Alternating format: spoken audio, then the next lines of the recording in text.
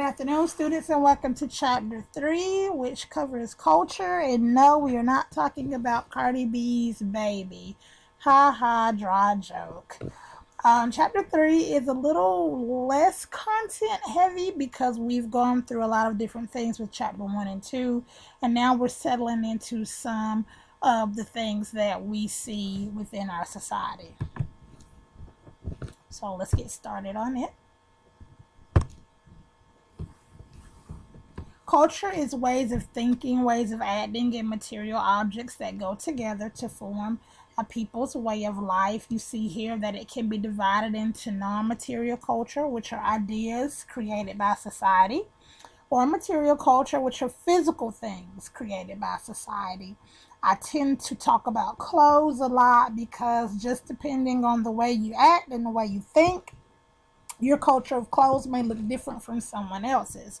I use the example. I have a work study student who is practicing or practices Islam. So she wears a hijab to work every day. And normally she wears a long flowing dress or a type of robe. That is a part of her culture and, of course, her ethnicity as well. Also, we see in Hollywood, the fashion culture is a lot different from what we are used to. We tend to think the things that they wear are just a little weird, but once again, that's those people's way of life. We as humans believe how we think and how we feel and what we do is normal. That's how entrenched in our culture that we are. So much, in fact, that whenever we see or encounter something different, it is described as culture shock, which is a personal disorientation when experimenting or experiencing an unfamiliar way of life. I have here, can you give me an example? I'm sure you could think of many off the top of your head. Culture shock can be experienced here in the U.S., but it is most intently felt as an American abroad. That's simply because as Americans, we have the assumed characteristics, if you will, of being a bit stubborn. We tend to think it's our way or no way. So we have a really hard time whenever we go somewhere else and things don't operate quite the way we're used to them operating. Of course, many nations are multicultural.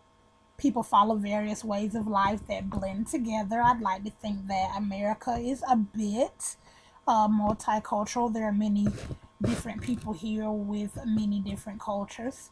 And although they vary greatly, they have common elements, symbols, values, languages, and norms. We're going to talk about symbols because it is a part of your lab that you will have this week. It says here that a symbol is anything that carries a particular meaning recognized by people who share a culture. We here in society do that. For example, words, flashing lights, flashing red lights. Whenever you see those, you normally know that is a symbol to slow down. That's generally accepted. A green light generally means go. Society is creating new symbols all the time. For example, cyber symbols. We did not see these so much, not even maybe 15 years ago, as much as we're seeing now. People can have whole conversations using just cyber symbols. And you will see with your lab assignment that you have exactly just what type of conversations you can come up with. It says here that symbolic meanings also vary within society. And I asked for an example here, but I did use one in your lab. One of the symbols or a symbol in society is the Confederate flag. Now I want you to stop and think about what that flag represents for you. That flag may represent a heritage for some. It may represent a painful history for others. It is a symbol and it is in society, but the meanings vary a bit. Another example that I generally use in class is the swastika, which is the Nazi symbol, which is a popular tattoo for some, actually. And depending on what your culture is, it may mean one thing to you. It may not be that big of a deal to you, but to someone else, it very much well be a big deal to them.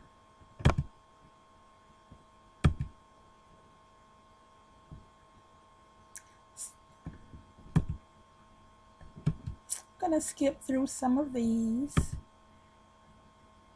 and I want to go to norms here.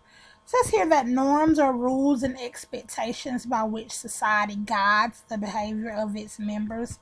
Norms can be broken down into mores and folkways. Mores are norms observed by everyone. For example, everyone knows it's not polite to be rude. That is a norm. Everyone knows that. Anywhere you go, whatever culture you have, being rude is not cool. Okay, so that is a norm that is universal, that we call those mores. Then we have norms for casual interaction. For example, I have here sagging pants. Depending on what culture you have, sagging pants may not be a big deal to you, but it may be a big deal to someone else. Okay, it is not necessarily a rule and expectation by which all members of society guide its behaviors. And you can get in the room with one person who believes that sagging pants is completely okay versus someone else who doesn't, and you may have a bit of conflict there. Okay, so here are our theories. Remember, I told you we were going to be talking about them a lot. Our structural functional approach. Remember, this is our guy who has our glasses and his little suspenders, believes that culture is a complex strategy for meeting human needs. Has to do that. It's functional. Okay. Social conflict stresses the link between culture and inequality. That's our angry girl. Says that there's some inequality as it relates to culture. And we'll talk more about that, hey, with Mr. Karl Marx. He's one of our big sociology theorists. We'll talk about him next chapter.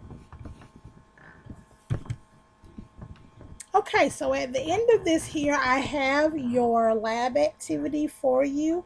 Remember to, as always, go back through and read your PowerPoints to get a better understanding. Make sure you use your text. And if you have any questions, let me know. Okay, thanks.